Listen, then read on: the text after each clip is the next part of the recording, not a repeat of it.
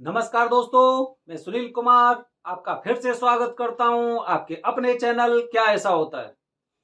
दोस्तों, पिछली वाली वीडियो में मैंने आपको बताया था काल सर्प दोष के जो 40 दिन का रहस्य, जो 40 दिन के नियम हैं, उसके बारे में मैंने आपको कुछ जानकारी दी थी।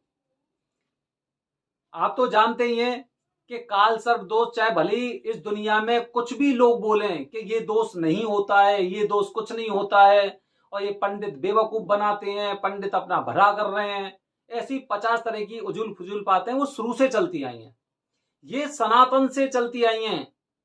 इन पर हमें विचार नहीं करना है, इन पर हमें विश्वास नहीं करना है, क्योंकि जो चीज होती है वो होती है। आप खुद देखिए, नासा वगैरह हो गया या फिर जितने भी ऐसे लोग हो गए, साइंटिस्ट हो गए, वो बताते हैं भाई उस दिन चंद्र ग्रहण होगा, उस दिन सूर्य ग्रहण होगा। लेकिन पंडितों का जो पत्रा होता है वो आज से 100 साल बाद की चीजें बता सकता है कि हाँ भाई सूर्य ग्रहण इतने तारीख को इतने बजे होगा। तो हम कैसे विश्वास नहीं करें उन सब चीजों पे।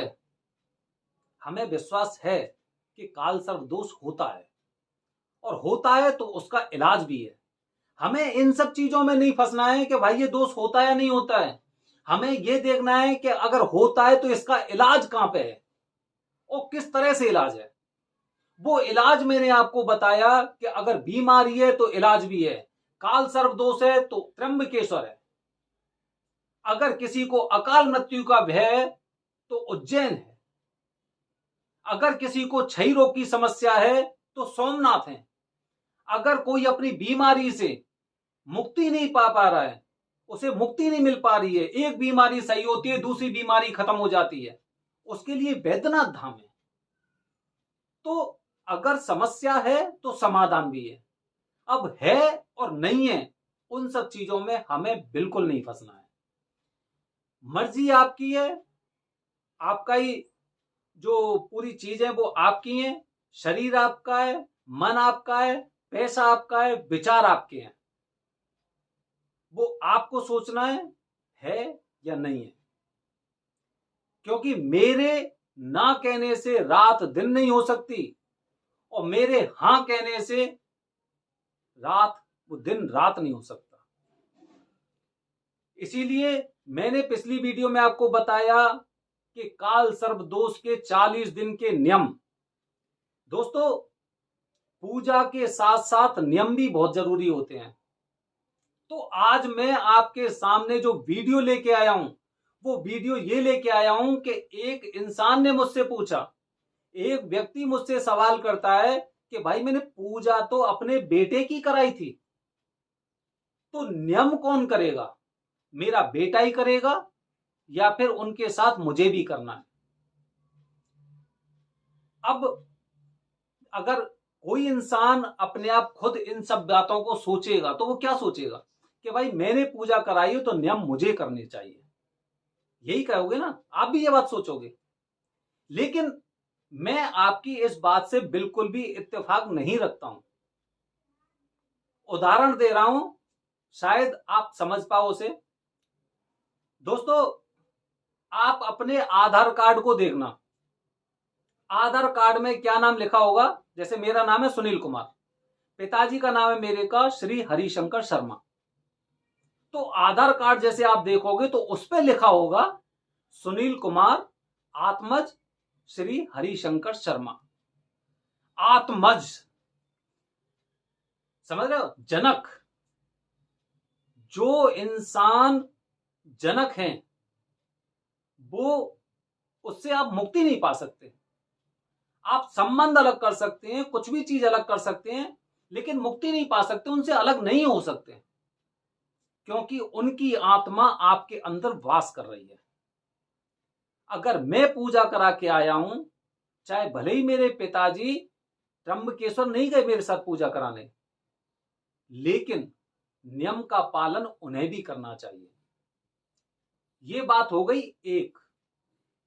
दूसरी बात बता रहा हूं, दूसरी बात, मैं पूजा करा के आया त्र्यंबकेश्वर से, लेकिन मैं रहता हूं अपने भाइयों के साथ, अपने माता पिता के साथ, उनके साथ रहता हूं, तो मुझे नियम नहीं करना है। मेरे साथ साथ जो भी उस परिवार में रह रहा है उन सबको ये नियम करना है। नियम तभी फॉलो होता है, क्योंकि इसके साथ एक और उदाहरण दे रहा हूं मैं आपको। जैसे कि काल सर्प दोष की पूजा करा के आते हैं तो पंडित जी हमें बताते हैं कि आपको लहसुन, प्याज, मांस, मदिरा का सेवन नहीं करना है। अब जब फैमिलियां बड़ी हो जाती हैं, सब लोग अपने अपने कार्य खुद करने लगते हैं, एक बड़ा घर है, बड़े घर में सब लोगों ने अलग अलग अपना वो हिसाब किताब सेट कर रखा है। मैं अपने नियम कर रहा हूं, लेकिन जैसे ही थोड़ा सा, क्योंकि जब घर परिवार में रहते हैं तो भाइयों के पास तो बैठते ही हैं, ऊपर पता चला भाई ऊपर तो इस चीज की सब्जी बनी हुई है, उसके मसाले में ये वाली चीज डाली हुई है, तो वो कहीं ना कहीं मेरी पूजा को भी खंडित कर रहा है। वो मेरी पूजा को भी खंडित कर रहा है। जो आत्मा मेरे अंदर है वही आत्मा मेरे भाइयों के अंदर है। अब भाइयों की तुलना आप किसी और से नहीं कर सकते कि जैसे भाई मैं तो ऑफिस भी जाता हूं तो वो भी लोग खा के आ रहे हैं, ऐसी चीजों को उनसे तुलना नहीं कर सकते।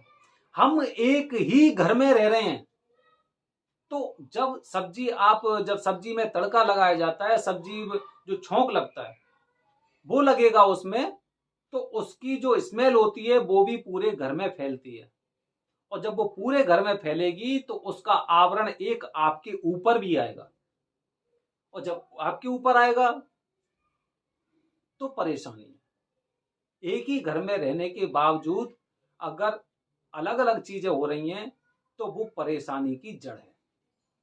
इसीलिए काल सर्प दोष की पूजा के नियम, जब आप घर परिवार में रह रहे हैं, सब लोगों के साथ रह रहे हैं, तो आपके साथ सब लोगों की जिम्मेदारी ये बनती है कि अगर इसके नियम चल रहे हैं तो फिर इसके साथ साथ हमें भी नियम का पालन करना चाहिए। और जो इंसान द्वेष भावना से, जैसे बहुत सी बार ऐसा भी होता है कि भाई भाइयों में नहीं बनती, उन्हें पता लगता है कि भाई ये पूजा करा के आया, इसके 40 दिन के नियम चल रहे हैं, तभी वो इजुल फिजुल की चीजें बनाते हैं जिससे इसकी पूजा खंडित हो। तो वो खंडित होने का जो दुष्प्रभाव है वो उस इंसान को उतना नहीं मिलेगा जितना उसके प्रति द्वेष भावना कर रखी है उस इंसान को मिलेगा, क्योंकि आप अपने नियम में पूरी तरह से पक्के हो। लेकिन कोई द्वेष भावना से अगर इन कार्यों को कर रहा है तो इसका मतलब यह है कि उसे इस चीज का खामियाजा उठाना पड़ेगा। इसीलिए काल सर्प दोष पूजा के बाद जो 40 दिन की बात है, जो 40 दिन के नियम है, वो डिपेंड करता है कि पूजा करा के कौन आया है, कहां पे वो रह रहा है और किन किन लोगों के साथ रह रहा है। आज अगर लोग अपने परिवार के साथ अगर सेपरेट होके रह रहे हैं कहीं अलग, तो उन सब लोगों को उस चीज का पालन करना चाहिए। और उस इंसान को भी याद रखना चाहिए जो पूजा करा के आया है। जैसे मैं पूजा करा के आया, मैं नोएडा में रेंट पे रहता हूं, मैं पूजा करा के आया और मुझे पता है मेरी पूरी फैमिली होम टाउन में रहती है, तो उसके बाद क्या है कि मेरी जिम्मेदारी ये बनती है कि 40 दिन तक मैं अपने घर ही ना जाऊं जब तक मेरे वो नियम पूरे नहीं हो जाते। तो दोस्तों 40 दिन के नियम है तो बहुत सीधे साधे, बहुत सीधे हैं, लेकिन नियमों को पालन करने में भी उनके अलग नियम होते हैं। हर चीज का यही होता है। तो उन सब चीजों के बारे में भी आपको ये बातें सोचनी चाहिए। तो दोस्तों 40 दिन के अगर आप नियम पूरी तरह से पूरे कर रहे हो तो आपको इन चीजों का हमेशा ध्यान रखना चाहिए। आपके माता पिता को भी ये चीजें याद रखनी चाहिए कि मेरा बेटा वहां पे काल सर्प दोष की पूजा करा के आया है और जो नियम उसके चल रहे हैं वही नियम पूरे परिवार के चलने चाहिए। दोस्तों ये मैंने आपको एक नई जानकारी दी है, क्योंकि काफी लोग ये बोलते हैं कि भाई उसने पूजा कराई है तो नियम भी उसी के होंगे। ऐसा नहीं है, नियम परिवार के भी होते हैं। वो पूजा करा के आया लेकिन कहीं ना कहीं उसकी जड़ आपसे जुड़ी हुई है। दोस्तों अगले वीडियो में काल सर्प दोष के बारे में मैं कुछ और अलग जानकारी लेके आऊंगा। तब तक के लिए धन्यवाद। हर हर महादेव। जय हिंद, जय भारत।